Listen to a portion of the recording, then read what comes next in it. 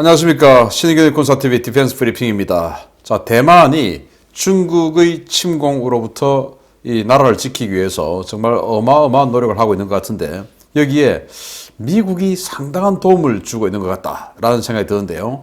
대만의 국방과학연구소라고 할 수 있는 중산과학원에서 배포한 자료에 보면 아주 놀라운 무기들이 들어있습니다. 보겠습니다.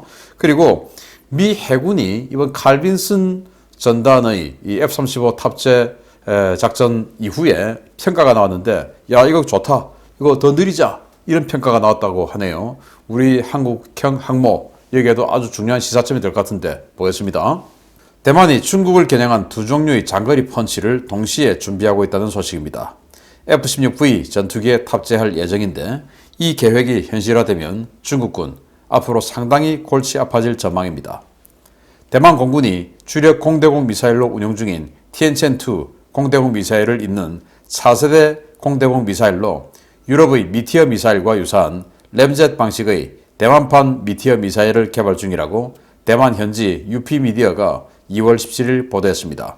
UP미디어는 대만의 국방과학연구소 격인 중산과학원이 17일 발간한 국방기술작전 혁신과 발전이라는 책자에서 미티어 미사일과 유사한 공대공 미사일이 식별되었다라며, 이 미사일이 현재 대만 당국이 비공개로 개발 중인 4세대 공대공 미사일 티엔첸3일 가능성이 높다라고 밝혔습니다.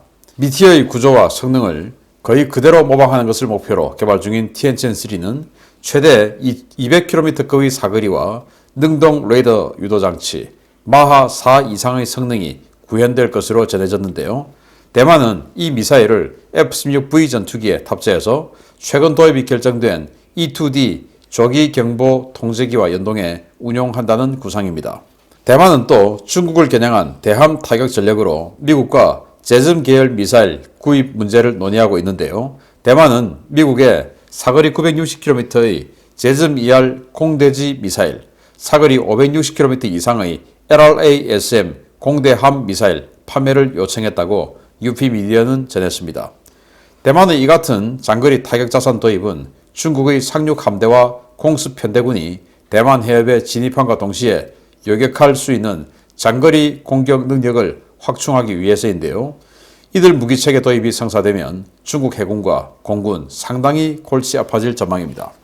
중산과학원이 우리 이런 거 만들었어요 하는 이제 홍보 책자를 발간했는데, 그 홍보 책자에 이런 사진이 있었던 겁니다.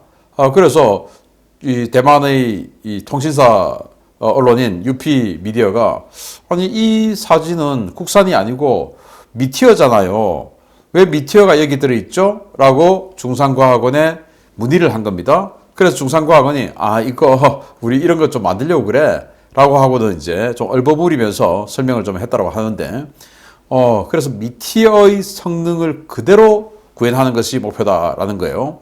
미티어가 마하 4의 빠른 속도, 그리고 이 기동성도 높고 램젯 엔진을 장착해서 아주 급가속도 가능하고, 그러면서 200km의 사거리를 가지고 있는 아주 우수한 공대공 미사일 아니겠습니까? 우리 KFX, 그러니까 KF-21에도 이 미티어가 들어가게 되는데, 이 미티어를 이제 대만이 독자적으로 똑같이 만들겠다라는 게 이제 그들의 목표고, 그러면서 이걸 미국으로부터 도입하는 E-2D 조기 경보기 그리고 F-16V에 탑재를 하겠다라는 건데, 자, F-16V에 이 미티어 형식의 대만 국산 무기를 탑재를 한다고 하는 것은 미국이 F-16V에다가 이 장착해 줄 수 있도록 소스 코드를 열어준다는 말이 되겠고, 또 이걸 E-2D하고 연동해서 네트워크전을 하겠다라는 것 역시 미국의 도움, 또 승인, 뭐 이런 거 없이는 도저히 할 수 없는 거죠. 그래서 미국이 대만을 지키기 위해서 이렇게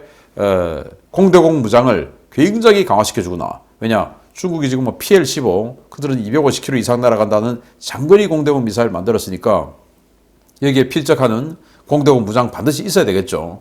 그렇게 해서 E-2D하고 연동해서 협동 전투를 하게 되면 어떻게 되냐? 이제 E-2D는 뒤에 있죠. 그리고 전투기가 앞에 나가 있습니다. 그리고는 전투기가 쏘는데, 만약에 쏘려고 하면은 더 가까이 들어가서 이 전투기 레이더라고 하는 것이 양 사방을 다 볼 수 있는 게 아니지 않습니까? 특정한 각도, 특정한 방위 쪽으로만 볼 수 있는데, 이걸 조기 경보기에서 아주 광역적으로 딱 이제 스캔을 하면서 자, 전투기 오른쪽으로 들어가. 레이더는 끄도 돼. 그냥 그리고는 미사일 쏴. 그리고는 이제 여기서 미사일 낙원시켜주고 보내주는. 왜? 레이더를 켜면 이제 상대의 RWR이 울리니까 그렇게 해서 유도시켜주는 이런 방식도 채택할 수 있죠. 이런 거 하려면 미국이 도움 없이 안 됩니다. 그러면서 이 또 F-16 전투기에다가 제즘 ER 960km 날아가는 스텔스 공대지 순항미사일, 그리고 LRASM 560km 날아가는 AI 인공지능 스텔스 순항미사일, 그것도 대한미사일이죠. 이런 거 장착해주면 중국이 이 대만 해협을 해군이 건너기가 굉장히 어렵다라고 되는 것이니까 뭐 4년 후에 또 5년 후에 중국이 대만 공격하는 준비 다 갖춘다 하는데 또 대만도 이렇게 대응 전력을 갖추고 있다라는 말씀을 드리게 되겠고 화이팅 하기를 바랍니다. 그리고 우리도 이런 미티어 우리는 이제 KFX에 의해서 들어오게 되고 또 LRASM이나 이런 거 우리도 반드시 도입해서 서해에서 아주 강력한 억제력을 가지는 공군이 되기를 기대합니다. 두 번째입니다. 미 해군이 F-35C 전투기 공급 안정화에 따라 기존 비행대 편제를 대폭 확대해서 무려 20대의 F-35C 전투기로 완편된 이른바 슈퍼 스쿼드론 창설을 준비 중이라는 소식입니다. 한 개 비행대 전력만으로 전략적인 능력을 발휘하는 세계 최강의 함상 비행대가 탄생할 전망입니다. 미 해군이 최근 F-35C 첫 작전 배치를 마치고 귀환한 칼빈슨 항공모함 타격전단 운용 사례를 바탕으로 이른바 슈퍼 스쿼드론으로 불리는 F-35 확장 비행대 편제를 추진 중이라고 디펜스 뉴스가 현지 시각 2월 17일 보도했습니다. 디펜스 뉴스는 6개월간의 인도태평양 배치를 마치고 복귀한 칼빈슨 타격 전단장 댄 마틴 제독을 인용해서 미 해군이 F-35 작전 운용 시작을 계기로 비행대 확대 편성을 추진 중이라고 전했습니다. 마틴 제독은 일단 지금 당장 F-35C 한 개 비행대 편성은 14대로 이루어지고 10개 비행대가 14대 편제로 구성될 예정이지만 현재 이런 편성을 20대 규모로 확대하는 방안이 추진되고 있다라고 전했습니다. 미 해군은 이번 칼빈슨 운용에서 F-35C로 편성된 제147 전투 비행대를 처음으로 해외 배치에 투입했는데요. 이번 편성은 F-35C 10대만 포함되었지만 향후 항모 전투단의 해외 배치 때는 이 숫자가 현재의 2배 수준으로 늘어나는 셈이어서 미 해군 항모 전단의 전투 능력이 비약적으로 향상될 것으로 기대를 모으고 있습니다. 주목할 만한 것은 세계 최강의 함성 비행대가 탄생할 것이라는 점과 이번 비행대 확대 개편 조치로 당초 480대로 예정된 F-35C의 양산 물량이 얼마나 더 늘어나게 될 것이냐 하는 것인데요. 항공모함을 준비 중인 우리 해군도 미 해군의 이번 조치 관심 있게 지켜봐야 할 것 같습니다. 자, F-35C, 그러니까 F-35ABC 중에서 제일 덩치 큰 게 F-35C예요. 왜냐, 이제 사출기를 확 떼야 되니까 양력을 더 많이 받기 위해서 날개를 더 크게 만들었습니다. 날개가 더 크니까 당연히 연료가 많이 들어가고, 그리고 연료가 많이 들어가니까 항속거리가 늘어나게 되죠. 그래서 F-35ABC 중에서 제일 전력이 좋은 게 F-35C예요.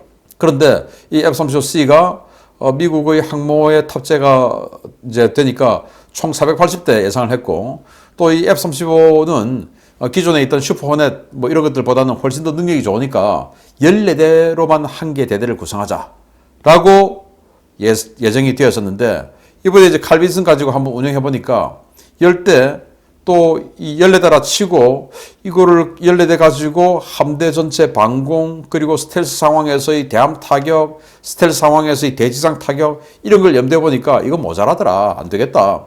그래서 이 F-35도 슈퍼호넷과 같이 20대를 한 개 대대로 만들어야 된다.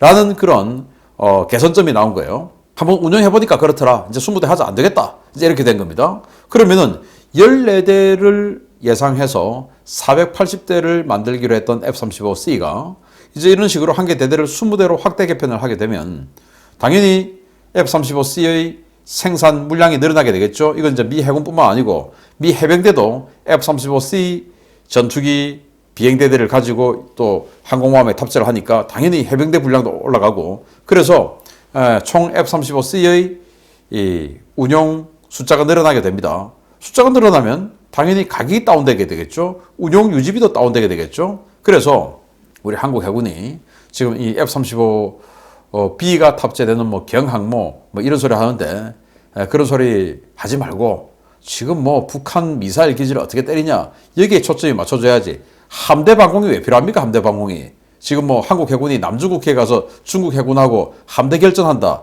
이런 1990년대 정말 이 국제정치학자들도 첨섭해보는 그런 논리, 그래서 다 속는 이런 시대가 아니지 않습니까? 무슨 한국 해군이 남중국해에서 중국 해군하고 함대 결전합니까? 그 정도 되면 미 해군하고 연합전력을 하죠. 그래서 정말로 한국 해군의 이 항공모함은 북한이 다량으로 미사일을 쏴가지고 우리 공군기지를 일시적으로 무력화시켰을 때 그래도 최소 한 개 비행되는 공격에 참여시킬 수 있는 이런 비상활주로 개념에서 우리는 꼭 필요하다라고 하면 명분이 되는 거예요. 그러면은 북한의 미사일이 탄도미사일을 2탄을 못 쏘게 바로 제압할 수 있는 이런 능력이 있어야 되는데 그러려면 벙커버스터가 있어야 되죠. 그런데 F-35B 안 되죠. 그래서 F-35C가 있어야 된다라는 말씀을 제가 거듭드리는 것이고, 자, 그런데 이렇게 미국이 F-35C를 들여가게 되면 또 숫자를 더 확대해서 생산하게 되겠죠. 이때 이제 FMS로 딱 태워가지고 우리 한국 해군이 F-35C를 도입하게 되면 기존에 지금 이 가격보다 훨씬 더 다운된 가격으로 살 수 있다 라는 말씀을 드리고, 해군 여러분 지금 뭐 72억인가 그 F-35 살 수 있게끔 또 항공모함 할 수 있게끔 이 탐색 선행 설계비 이번 저번 국회에서 강제로 태웠는데 그거 여러분들 못 씁니다. 그거 함부로 쓰다가 해군참모총장 6개월도 못 채우고 바뀔 가능성이 있습니다. 그거 쓰지 말고 다 지켜보고 있다가 정권 어떻게 되는가 보고 그렇게 해서 쓰나 마나 또 쓴다 하더라도 안 되겠다. 더 확대 개량하자. 북한을 선제 타격할 수 있는. 자, 앞으로 정권이 바뀌게 되면 모든 이 군사 전력은 선제 타격을 얼마나 할 수 있냐, 킬체인에 얼마나 기여할 수 있냐, 이거로 바뀔 거예요. 그러니까 엉뚱한 생각하지 말고 지켜보시기 바랍니다. F-35C 항공모함, 저는 그건 지지합니다. 마치겠습니다. 감사합니다.